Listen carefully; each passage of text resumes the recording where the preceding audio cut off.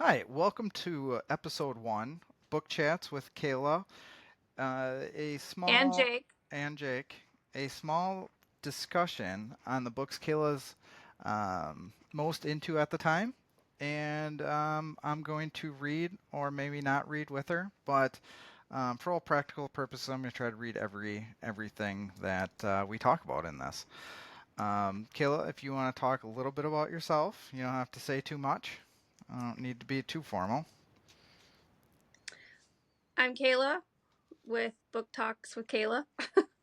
I started my reading journey taking it seriously, I guess, at the beginning of the year.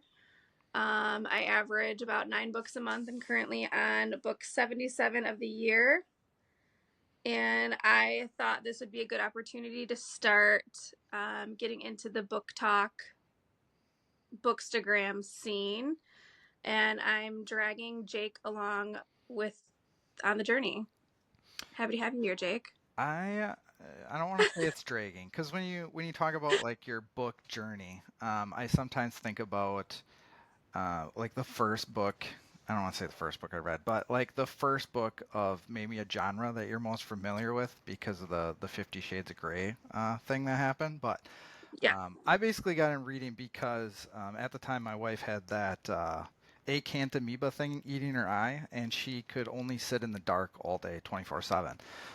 So those books were very popular at the time, and we were engaged and couldn't do anything. So I don't want to say I was forced, but I started reading books to her, and Fifty Shades of Grey was actually the first book we did that with. Luckily, she gained her sight like a couple months later, so it's not like we read that much after that. And then I usually read business books because I just, did the whole MBA stuff like that. But these books or your book that you get into are a lot more exciting than the ones I have to read or I'm forced to read. So, Yeah, a lot more exciting. Also, hats off to you for reading those books to Ashley. well, I mean, they're not all bad. Like I know guys don't like reading them, or it's not like they're specific. It's not targeted towards them. But I mean, if you're gonna read a book, right? I mean, some with some Read a maybe, good one. yeah, with some, graphic, intimate details isn't too bad of a read. So, um, with I guess with this, let's call it a podcast for now. Are we into spoilers? Are we just kind I of think staying away from that, them? nope, I think that this type of podcast, if we're calling it that, needs to be. We're here to discuss the book. So obviously, there's going to be some spoilers. So know that going into it, especially with this first book that we are discussing, um, Pen Pal by J.T. Geissinger is going to be the first book in our series. Um, you need to read this going into it blind, or otherwise the whole story is going to be spoiled for you, and it's just not going to have the impact at the end that it should have. So if you have not read Pen Pal by J.T. Geissinger, don't listen to this. Save it, come back to it later, and watch this after you've read it, because you 100% need to go into this blind. Yeah, well, yeah. There's no way to talk about this book without ruining it. I don't think. Exactly. Um, so, okay. So Well, with stop that said, here. If you haven't read it, stop, save this, come back to it later, and then go read the book, because it click is so good. This is one of my favorite books of the year, or actually. don't forget to subscribe to Kayla's TikTok either, or Yes. wherever you're hearing this right now. Kayla.reads on both Instagram and TikTok. I'd love to have you. Perfect. Perfect. I guess we'll get started. I know we were kind of messaging back and forth as I read this. And at first, and this would be the biggest spoiler, is like I was complaining about from scene to scene to scene that it was just kind of jumping around. And it's not that you can't follow it jumping around. It's just that it didn't flow like I felt it should be. And I was kind of, a little bit perturbed by that. Jacob. it jumped around because of the ending. So it needed to be that way. Okay, so before we get into it, let me just tell you what the book is. That's a good call. So our character, our FMC, our female main character in this book, her name is Cayla. Um, she is married, and her husband bought a fixer-upper house, and then her husband dies. Um, she goes to his burial. When she comes home, there is a letter waiting for her on her dining room table. She has no idea how it got there. It is addressed to her, and it came from a prison. It is a letter from an inmate named Dante. Um, and so that's really where the story starts. It's her coming home to find this letter, and she's obviously weirded out about it because she doesn't know anybody who's in jail. Why would she be getting a letter from somebody in jail? Yeah, and it's so funny. After I read this, then my wife read it, and we were talking about this, and like the whole book, you're trying to figure out what's going on, and it's just not giving you much. Like when you talked earlier about how like you have to read it right to the end for everything to You just have, connect. yes, you get breadcrumbs throughout the whole book, and it, in my opinion, seamlessly fits together at the end. Like literally right up until the last page of the book, everything falls into place and you finally understand what's going on. So Cayla is married to this guy. I okay, one thing about me is I read a book and then I put it down and I forget a lot of it. So I'm going back through it and looking at the book to find out what her husband's name is because I don't remember off the top Michael? of my head. Michael, yes. I obviously know what our main male character's name is. That is Aiden. I'm very familiar with Aiden. Um, but so she's married to Michael, and from her memory, their marriage is perfect. They bought this fixer upper house. They go on these dates. They do all these things. They're in love. She seems to have the picture perfect life. And then you start getting references where, so I remember right after she comes home from the burial and she reads the letter, she's in, I think this is after her housekeeper comes in, and her housekeeper is shocked to see her there, which at the beginning I didn't really understand why would the housekeeper would be shocked to see her there. It's her house. Um, and then in the bathroom, if you remember, Jake, she had made a comment about a bruise on her neck, and she had no idea how she got it, but it looks just like a thumbprint. Hmm. So that instantly made me go like, huh, that doesn't make sense. But That it's one of those breadcrumbs. Yeah, Ashley talked about, and I didn't even catch this in the book that there was a bruise, um, in one of the like the wedding photos too, right? Yes. So like Yeah. later on in the book, she's in her husband's office after she hasn't been in there since he died, and she was like avoiding it. She didn't want the housekeeper to clean in there. She just wanted to be as is, as you know, as he died. And she finally goes in there and she is looking at a wedding picture of her and her husband, and she's saying that he's smiling in the photo and he looks happy, but she doesn't look happy. And then she notices what she thought was a shadow, but then she starts thinking that it looks like a bruise on her arm. And so that was the next piece. At that point, I was like, why does this relationship not seem like what it is? So that was Hmm. like my first inkling of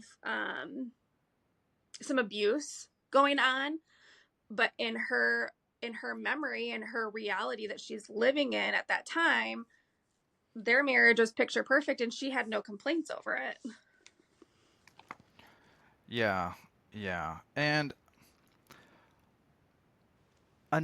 man, there's so much to talk about with this book. There's so much. I was trying to explain it to Tyler, my husband. He's not really a reader, so getting him to read a book is just not going to happen. He did actually listen on Audible to one of my books, but it took him like 2 months to finish it. So, but yeah, I was trying to explain this to him, and I just kept going. I felt like I was going on and on and on. There's just so much that happens in this book and you need all of those pieces to fit the puzzle together at the end. Yeah. So I would like start explaining something and then I'm jumping around and I'm like, oh wait, I forgot to mention this and I forgot to mention this. And you need to understand that in order for the ending to be impactful. Yeah. So anyways, she comes home after her burial. She finds the letter. She reads it. She decides that she's confused about it, but she's like intrigued at the same time. So she doesn't want to throw it away, but she also doesn't want to look at it. So where does she put it? Where we put all of our things that we don't know what to do with, that are kind of semi-private and or sentimental. Your underwear drawer. I disagree with that, but like I feel like there's like you have a drawer to put things in, but I don't think it has to be like maybe it's a female thing, I guess, but It definitely is, because I have for sure hidden things in my underwear drawer. The elf on the shelf for my kids is actually hidden in my underwear drawer right now. well, I don't know where to put it, and I know that they're not going to go in there. So I'll make sure that is where he hides I'll until make he comes back I'll make in sure to message November. your husband so he knows where to find whatever you're hiding from. Um, one thing I do gotta say, because you're really diving into this. The cover picture does not match what I envision Adrian. Did I say that right? Aiden. Aiden to look like. Like I envision him differently, and it might be just because I live in the middle of nowhere, and my contractor roof guys do not look like that. Like he just Okay, didn't match well, my image. I don't know how you feel about that. I 100% saw him as this model on the cover. And normally I don't buy books that have people on the cover. It's really just not my. I like more of a discreet cover, but I am not even mad about this cover. I actually enjoy it quite a lot. I mean, I But didn't say yes, he was this a is bad looking exactly how I guy. pictured Aiden. I just picture him differently. The Okay, well, picture's a good how do looking you guy. picture him? Explain what I you saw in your mind when you read about Aiden. maybe a little more rough, like not as put together as that image portrays. But I get like it's your cover on the book, but um, I don't know. And maybe that's part of the image, right? I don't know that they wrote the book specifically for men, right? Otherwise, she would probably be on the cover as well. Um, but doesn't fit my imagery. Not saying he's not a good So, looking guy.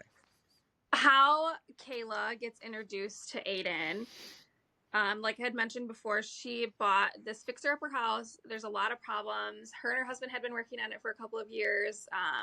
They made a lot of progress, but there's still a lot of like big ticket items that need to be fixed. So she makes comments about her lights are flickering, light bulbs are exploding randomly in her house. Um, she has a weird smell coming from her dryer when she turns it on. And then the biggest concern is her roof started leaking in the kitchen pretty drastically, to the point where she needed buckets to catch the water that was coming through. So she finds an old business card tucked away in her junk drawer, who she calls. And I don't even remember this handyman's name. I want to say his name is Eddie. Yeah, it's such a small part of the book. I don't. Yeah, I don't remember. But he's the only person who called her back initially to come and look at her house. And she's like immediately turned off about it because he um, looks like he's under the influence. He's kind of acting like he's under the influence. However, he does a very thorough job of his inspection. So he goes through the whole house and he's checking outlets and he's checking light switches and he's checking her electrical box, and he comes to the conclusion that it's not the electrical issues that she's having does not have anything to do with something that's inside of her house. He thinks that it may be a loose connection on the outside, which I can actually relate to this because when we bought our house last year, we had flickering lights and I had to have our electric company come out and make sure that we didn't have a loose connection to the power pole. So that was kind of what he was suggesting here. And then the roof fix, he wasn't really equipped for it, but he had some contacts that he could pass along to her, and that is how she gets introduced to Aiden. She called, like, I don't know, 3 or 4 different roofing companies. Nobody's called her back. So her last ditch effort, she called Aiden's company, and he shows up at her door. Kind of unexpectedly, actually, because when she answered it, she didn't realize that he was a roofer even. And she's actually really, even though he's very handsome, very turned off by him because of his attitude. He's like really broody and kind of arrogant and smart mouth. So she's just like, I don't need you to do this. I'll find somebody else. Yeah, and ends up throwing him out, right? Yeah, almost. And then he tells her that it's going to be $10,000 to fix her roof. And I actually thought this was really funny, so I just opened it up to the page, and she asked 10,000, and he says, "Yeah." And she said, "Dollars?" And he goes, "No, seashells. Of course, dollars." So like it was just, he's very like a smart aleck. Their banter between the two of them was very entertaining. I was laughing out loud with some of the things that were said between the two of them, but they do go back and forth, and she negotiates with him to be a fair price, and he ends up agreeing to $5,000 to fix her roof. And after that, he leaves.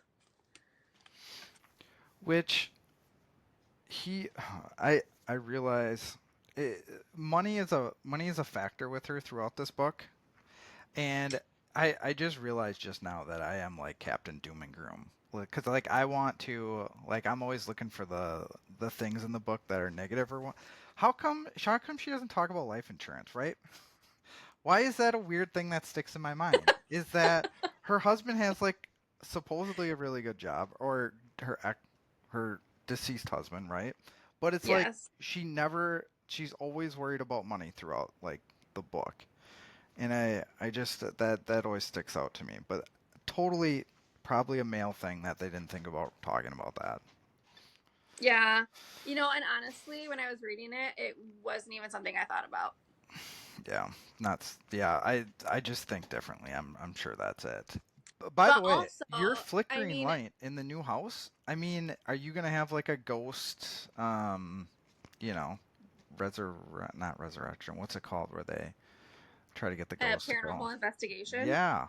Like, are you gonna do that now, or is it all handled? No, so for my own flickering lights in my house that we bought last year, it turns out that the connection in the electrical box was loose, and so the electrician that we came out, just tightened them up, and that was that. Fixed all of our problems. Well, I'm glad to hear you're not a ghost. Yeah, I mean, that's a positive. not deceased. Not deceased. That's good to hear. Is So when I use the word ghost or whatever, is are like they refer to a ghost a lot in the book, but wouldn't it be more like an angel situation, or is it a different? Like, do I just say that because of like the paradigm I'm used to? Like the whole yeah, church I as a think kid. so because you're a church boy. Yeah. Um, I would definitely call, it paranormal ghost. I don't see an angel doing tricks on you, or like, you know what I mean? Where like a ghost would be like flickering the lights and moving things, and you're not going to have an angel do that to you. So to me, it is a ghost, a spirit. So, but in her case, she's the person flickering the lights, right? Like as she walks through the room, like she's the paranormal energy. Well, let's not jump to the end. We haven't got there yet. Oh my gosh. I'm not sure I can handle that. Okay. Okay. It's like the end supports the whole book. So, okay. Continue Yeah. on. I'll just keep interrupting rudely. So she, Cayla decides that she's going to go to a grief group. So she goes to her group. She sees all the people in there in the support group, and she talks to a lady who, which I don't know if you caught this, Jake, in the book, but the lady, and I don't remember her name either. I'm sorry. I'm so terrible with side character names. But she talks to this lady at the refreshment table before the group even begins. And I don't know if you caught on that this lady was talking to her, and then she sat down in the group, but everybody else was ignoring her because she was also dead. The mother of the child who went missing and they never found her, that mom was also dead. I don't know if you got that, or at least that's how I interpreted it at the end. Yeah, that makes sense. So she decides after that brief conversation with this other lady that was in the grief group that she can't handle it. So she doesn't even go. I don't even think she finishes her coffee. She just sets it down on the table and she walks out. When she walks out, she sees a bar across the street, and that is where she goes. And lo and behold, who's at the bar? Aiden. Yeah, coincidentally. So Which, this is kind of where their situationship, I'll call it that at first, kind of starts. Um, he sees her at the bar and tells her that, I don't know exactly the adjective he used, but basically that she's beautiful, but she has sad eyes. And so he wants her to join him at his table so she's not alone. Which is also where he propositions her into this situationship. yeah, I cannot imagine. Like, so there's this, because she's crying in the booth, right? It was And sad, yeah. I don't he's, know if she's actually crying, but on the verge of tears, I'd yeah, say. because, well, like, because doesn't he shields her or whatever. And I just can't imagine, like, I'm not gonna say the vulgar words that he uses, but like he's very straightforward on like, He's very straightforward. He is a man who knows exactly what he wants, and he is gonna get it. yeah, but oh man, like for me reading that, I'm just like that's not how I would handle that situation, but I get that this is not directed at me again, but oddly enough, But I would also say that you're more of an introvert, and so I don't know if even just you being a not the general audience of this type of book, I still don't know if you would do that or not. yeah, that's true. I would feel bad. I don't know. I don't know. I'm different, but I mean, he does definitely he puts in enough work that she's he sticks in her mind, and that's the part. So then all of a sudden it jumps ahead, and I'm kind of angry because there was no like It I've been doesn't jump thinking ahead. about him. It kind of does because the next time there's no like I'm thinking about him, like why do I want him so, like there's no, it's just like She seven goes days later. home. She goes home, and obviously the conversation that they had sticks out in her mind because, I mean, why not? I understand your husband just died. That is obviously where her holdup is, but otherwise, I mean, and he doesn't even know that because she wasn't even honest with him. She said that they are separated, which I think is where you had a difficult time, kind of, because it's where her realities cross, if that makes sense. So she's living in one reality, which is what actually happened in real life. But then she's like also living in an alternate reality, which is where her memory is skewed because she thinks that her husband is the one who died. Yeah. Does that make sense? That's how I envisioned it. Two alternate realities. Yeah, once I got to the end of the book, I totally got that, but I was annoyed during the beginning half of it that I was like, this doesn't what's going on? Like I just, but after it all makes sense because it's not everything's mixing together. It's blurred together. Her memory's not, you know, thinking correctly. Um, she's walking around in a house that there's other people living there, right? It's just an Right, which you find out at the end. yeah. So she goes home after being at the bar and having being propositioned for their relationship, situationship, whatever you want to call it.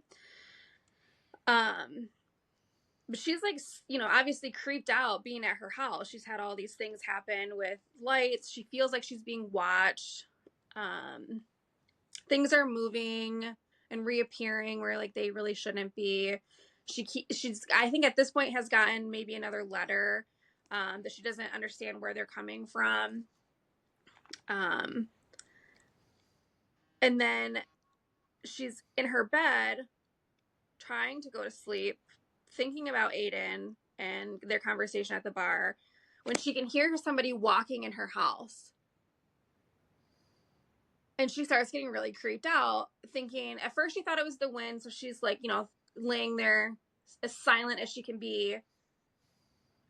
And then she hears it again, like somebody walking up the stairs.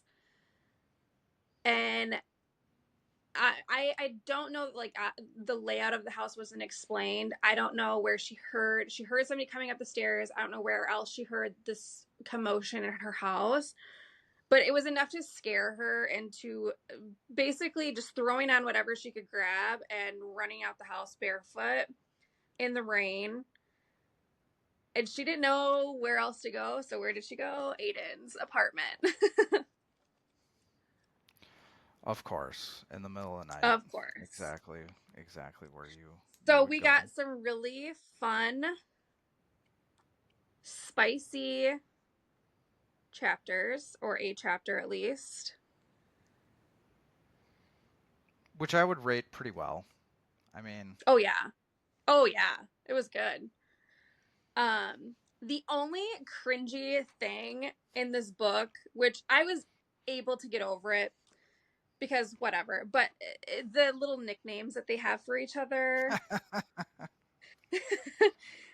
What is it? The bunny yeah, and her and lion. the He's the yeah. lion.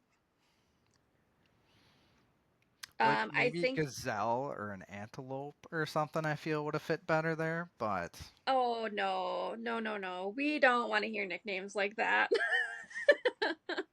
what do you mean? But yeah, she is It's his better than bunny and rabbit. Bunny Rabbit. She refers to him as a lion, and I think she also refers to him as a wolf in one of these chapters. But you kind of get the idea. She is the prey, and he is the predator. um, so you can kind of get the the sense of their relationship just from those names. But still a little bit cringy, something that was a little bit of a turnoff, but still good, still a good scene, I thought. Yeah, no complaints. So I'm then trying to think. Go ahead. after this initial hookup, it kind of solidifies for her that she wants to pursue something with Aiden, that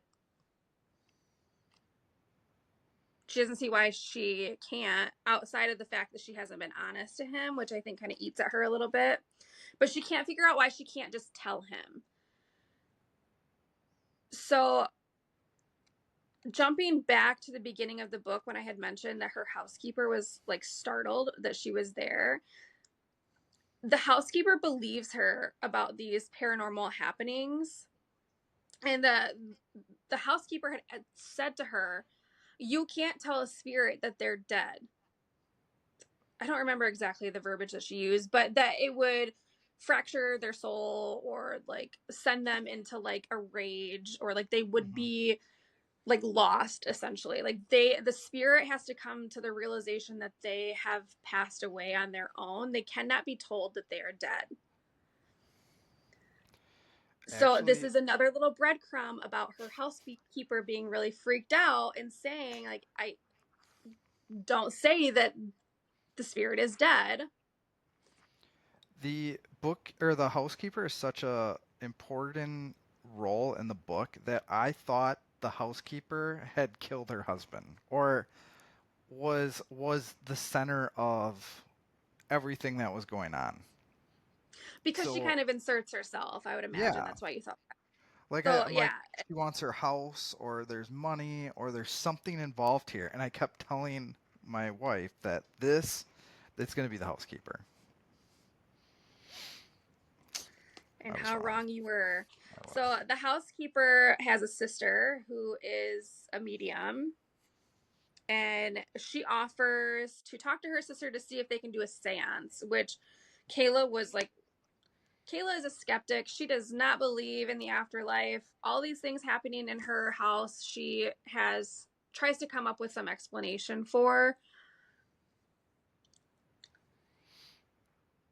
And the housekeeper is like, "Well, I have a sister who's a medium. We can do a seance and figure out what's going on and see if we can help move the spirit on." So they stop pestering you in your house, um, which she at first denies. She doesn't want anything to do with it. Um, and then there's some other paranormal happenings that she starts seeing a little boy in her backyard. And I think what got her to agree to the seance was the man that she saw in her backyard for the second time, um, who was like really like creepy. Like she instantly got bad vibes from him. He's in a trench coat, a cap pulled down over his eyes. She can't really see who he is or who she thought he might be. But obviously she's very creeped out about it. She's living in this home by herself. She doesn't know if he's real or not. Like, is he a spirit? Is he a real person here to hurt me? So like in general, she's just really creeped out about being in the house. So she finally agrees to this seance. Um, Is where they have it it's not in the husband's office. it's not her husband though, right? So the stalker guy in the backyard, Yeah. yes, it was her husband as she saw him in their last moments together. Okay. Okay. I never connected because the little boy has nothing to do with it, and he's kind of like a disappearing act, just like this guy. But I didn't connect the two. Yes. So the little boy is kind of where you piece together her shifting in reality. Because at the beginning of the book, the housekeeper had mentioned that the types of people who can see spirits are mediums or clairvoyants, and geniuses, people with an IQ level of a certain number, which her husband falls into that category of a super high IQ, and children. So this little boy, you find out at the end of the book, is a living boy who can see her because he's so young and he's not blocking that out. Yeah, he Um, freaks out when he sees her. yeah, when Yeah. he like runs inside and then she runs outside, and she doesn't see him when they cross paths because one is living and one is dead. So, I mean, her reality didn't cross there. So she gets outside and she looks up into her bedroom window and she sees the little boy inside. So she's like very freaked out because she thinks she's alive and she doesn't understand what's going on. So I think that was her breaking point, if I remember correctly, Mm-hmm. for the seance, which they do. Her sister comes in, the housekeeper's sister comes in, and she is saying that she senses a spirit here, that it's only one spirit, and they want to have the seance in her husband's office, which she does not want to do at first because she does not like anybody going in there. She wants to keep it as it is. But during this conversation, like, things are happening in the house, like light bulbs are blowing, lights are flickering, and so like she finally agrees to this seance. And she goes into her husband's office. They set up the table or whatever, and she has to take off all of her jewelry, which means her wedding ring, which she has not taken off since her husband died. And so she takes it off and she sets it on her husband's desk, where she notices a newspaper article. And I actually think that she noticed this when she saw her housekeeper in there cleaning earlier in the book, like before the Yeah. seance happened. Mm-hmm. And it was like a folded newspaper where it said, "Man drowns." And it was like folded in half. So she saw like his picture and the title of the article saying "Man drowns." And she doesn't pick it up because she doesn't want to look at it. So she just, ignores it. And then when they have the seance, she actually ends up setting her rings down on that newspaper. And then they go forward with the seance. The medium is channeling the spirit through, like, she's writing on a notebook paper. And I believe the word that it was written was revenge. Yes. Is that right? Yes, it's revenge. Hard enough to like write through multiple pieces of paper. Like, this spirit is angry but she doesn't understand why. And then all of a sudden the candles go out and she feels something cold on her face, and she screams and runs away. She runs out of the room. She breaks the seance circle, which you're not supposed to do.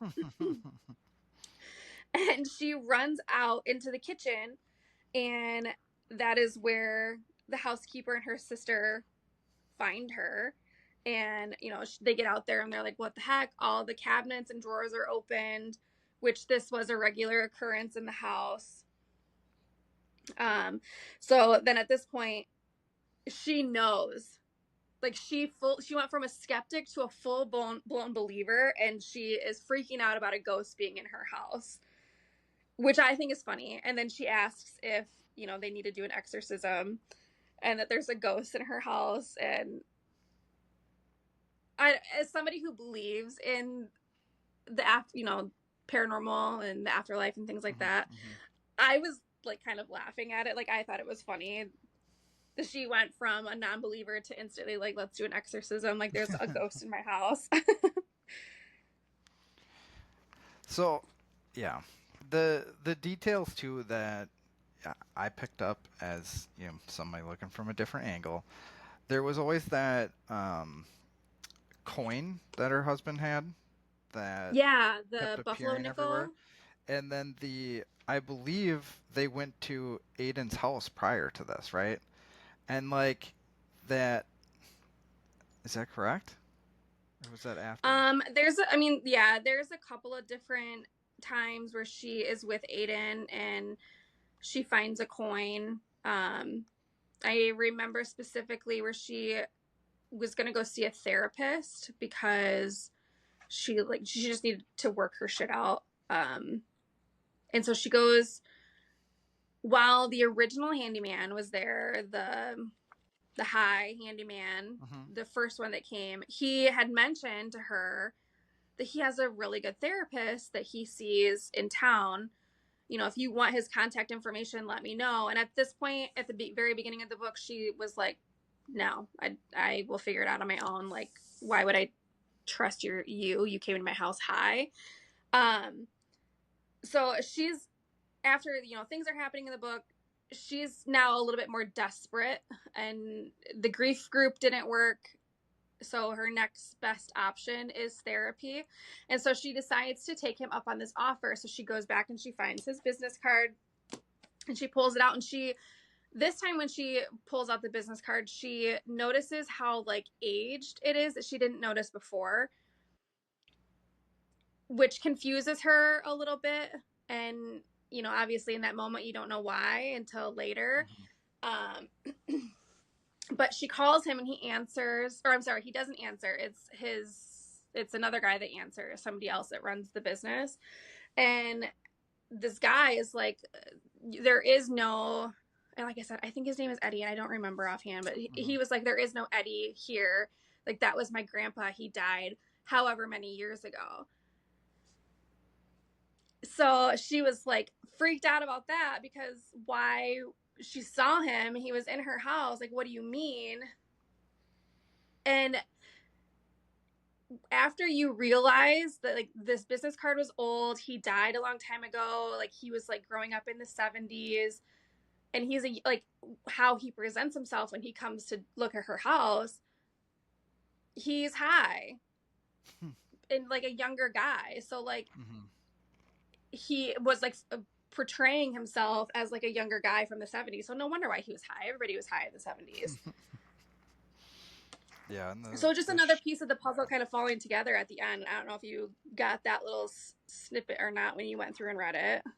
no, I didn't, but now it makes sense because I But it the makes sense, right? Like that was right, the conclusion that I drew. and the detective also I think is on. They're kind of start putting that together. Um, Yes, after the seance, when they are sitting at the yeah. kitchen table, she doesn't want to have another seance again, but they're trying to get her to talk about it. And so they kind of press her to call the detective. And I don't even remember the conversation about it. It's like, Um, is it his brother or something that answers, or it's yeah, I'm no, it mixing was these up. the detective was like the secretary that called, that Oh answered. yes. And at first, she just said that he's unavailable or something like that. And then she hung up. And then she called back, and that was when she found out that the detective had died like 6 months prior. I think he died of a heart attack. Hmm. Yep. This is So when then, it of all course, starts to come she's, together. yeah, freaking out again because how can he possibly be dead? He was the detective on the case. Um, And then they were gonna leave. Like she was there, she was stopping, and then they she mentioned she's receiving a letter from jail or from somebody that's incarcerated, and yeah. So at this point, that's kind of she's a gotten, fumble I draw. think, 3 or 4 letters from Dante. Hmm. Um, she writes him back, and he never directly answers any of the questions that she asks. So he does not tell her why he's in jail. He avoids that question multiple times. Um, which then she's like, well, please don't come kill me if you ever get out. Because, like, she's thinking that this is a real pen pal in Hmm. prison that she's writing to. But his letters are always very cryptic. And he, at one point, quotes some poetry, which she doesn't understand. She actually gets kind of mad where she's like, why are you, like, you're so cryptic. Like, I don't understand, like, why you are saying what you're saying. Like, how is it relative to what I'm asking you? Yeah. Yeah. So overall, I mean, she's more curious about why he's writing her letters. And so that's when she starts writing him back. The letters are also a point that like it throws you out throughout the book because you're looking at them, and I mean there are important detail, but there's no way you're going to be able to figure out what's going to happen by the letters. No, absolutely not. Um, and his I'm trying to flip to the page with the first letter because I want to get the full name. His first name is Dante, but I don't remember the last name of the letter of the pen pal.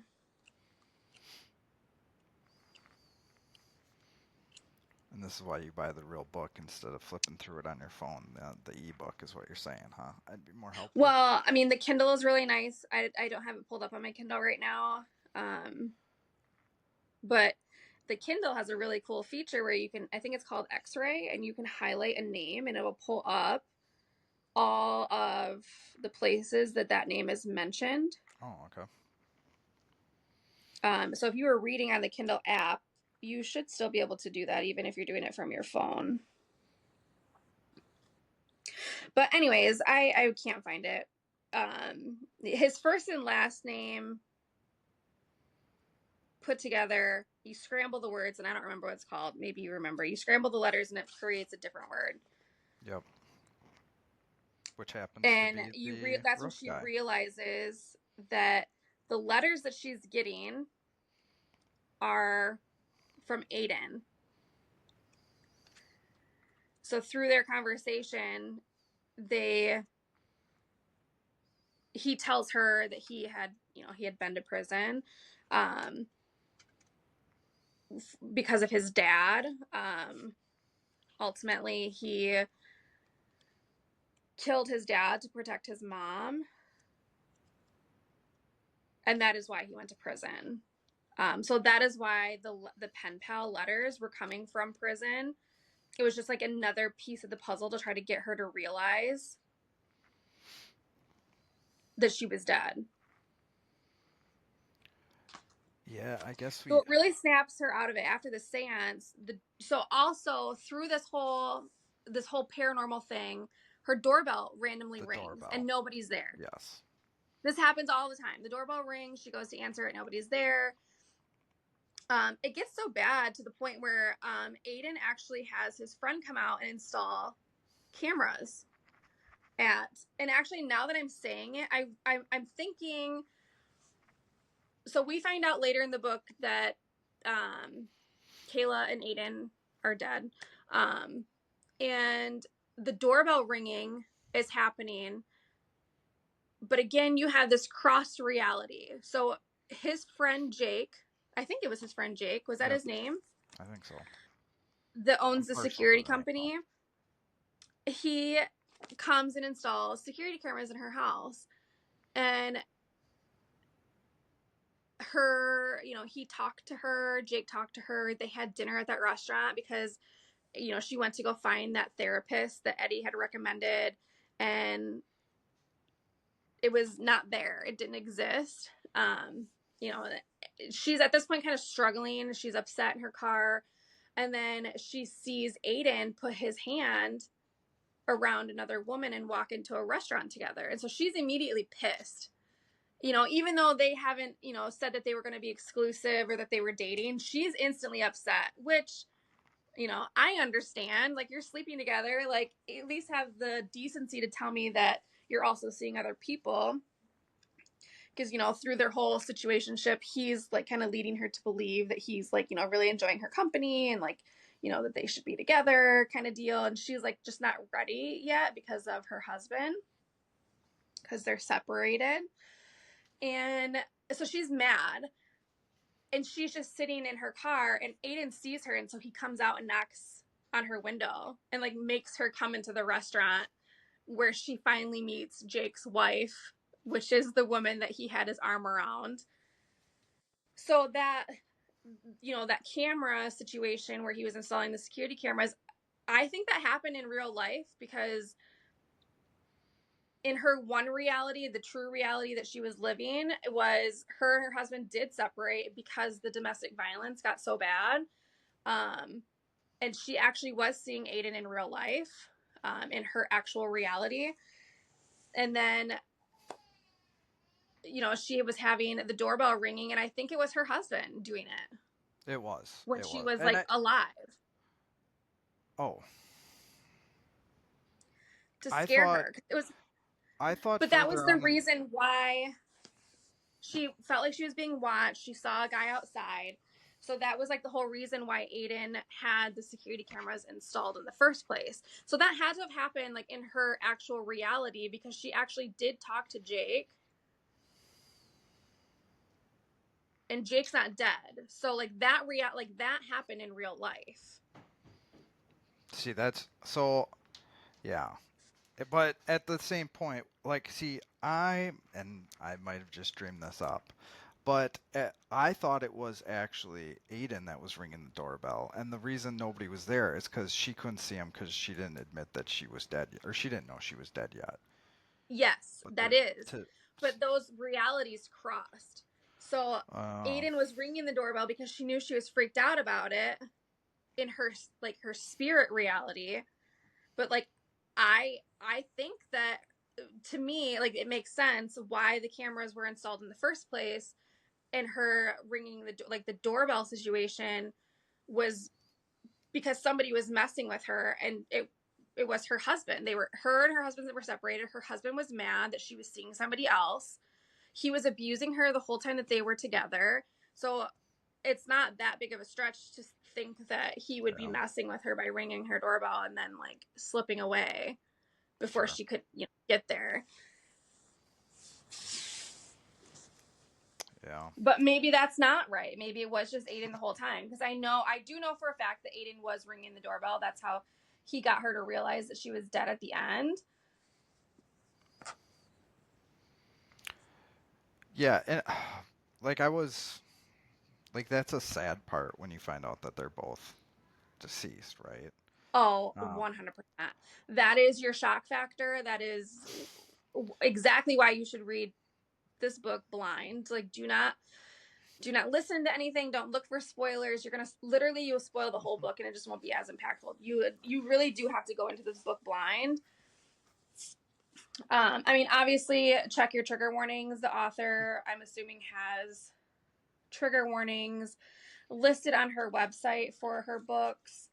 Um, but in my mind, they're together forever now, right? So even though they're dead, like he's waiting for her, they kiss, it feels like forever, I think she talks about. So, like I'm able to get over it, but I know like for Ashley, she was very like, I don't like this ending.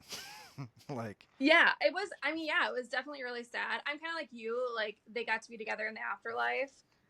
Um, and so like that to me was so the story like how they ended up dying was so sad to me because she was finally like accepting their relationship.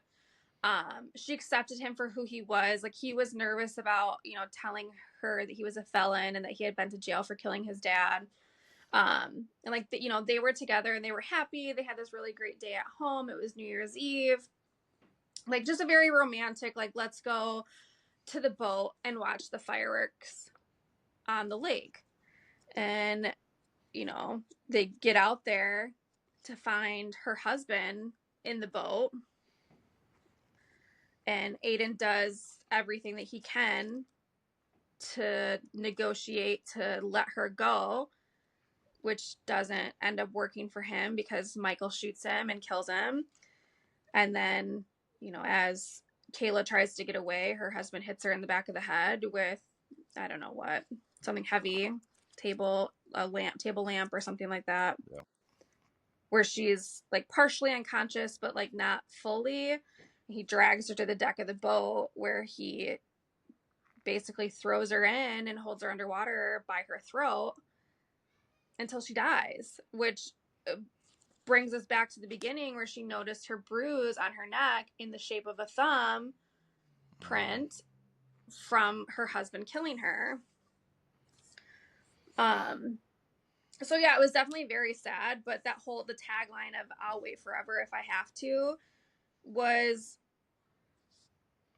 I think, is beautiful because he could have moved on and he did not. He waited for her to realize that she was also dead so they could be together in the afterlife. I think that's very poetic.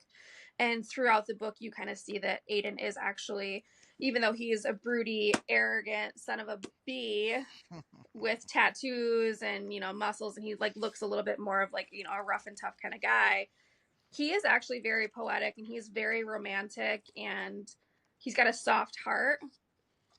And so I loved both of their characters. I thought they were both great.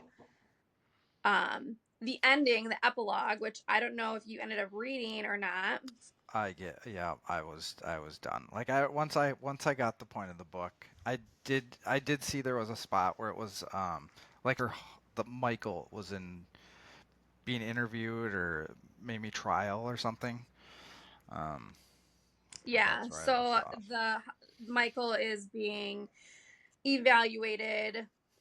He's doing a psych eval to determine if he's fit to stand trial for the double murder of Aiden and Cayla. And he's talking to the psychiatrist, and he is saying this was self-defense. He, of course, as typically the abuser does, he puts blame on everybody else, and he's never the problem. Mm-hmm.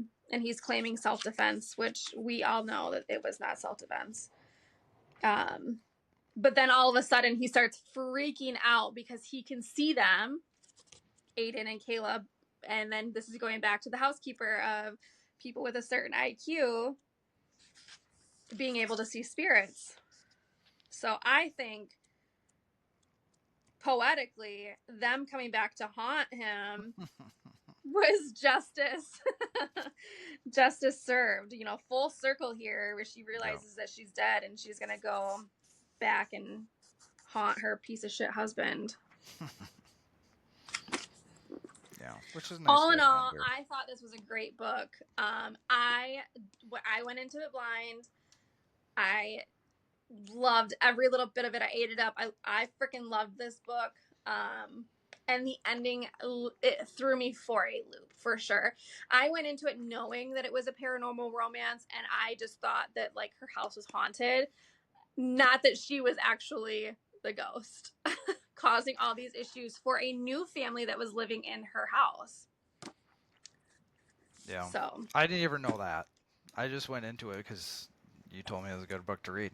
So it was I 5 had star read no. for me. I would definitely recommend this Yeah. to anybody. I did personally. I don't think it's too dark. Obviously, there are heavy topics: Mm-hmm. domestic violence. There is pregnancy loss, infant loss in the book, which was really hard for me to read, but overall it was still just a really great book. And it wasn't the domestic violence and the pregnancy loss, obviously very, very sad, speaking from somebody who went through something very similar. But it was more like a fade to black. It wasn't like descriptive or graphic on paper Mm-hmm. where it was really drawn out. You knew what was happening. You could piece the puzzles together, the pieces together on your own. And but I do want to mention that obviously domestic violence is very heavy in the book, but otherwise I would definitely recommend it for anybody. 5 stars. What did you Awesome, rate it? awesome. Yeah, I would give it 5 stars. I wouldn't have if I'd only read the first half, Oh but yeah, you have to read that. once This you is once not you a put book that you everything can really together, yeah, DNF, I don't think, because you're not even giving it the whole story a chance to yeah, come together at the end. But yeah, I agree. 5 stars. Perfect. Well, yay. thank you for really taking a lead on this because I'm short with the details for sure, and you really pulled everything together and I stuff just that talked the I whole didn't time, even you mean to say. remember. Yeah, that's kind of what I said, but no, you did a really good job, and appreciate that on the first episode, and maybe in the next 30 days, every month, we'll come up with Yeah, let's do another this one, once a and month. Let's decide what we want to read. I would say you can pick the next book, but considering all you read are business books, which I've I'll pick probably the next one. recommended a few of them in the day for you to read, and you didn't, I'm sure. So yeah, we'll do another one and go from there, and yeah, we'll see Yay, everybody back in the awesome. next 30 days. Thanks, Jake. You're welcome. See you next time. Take care.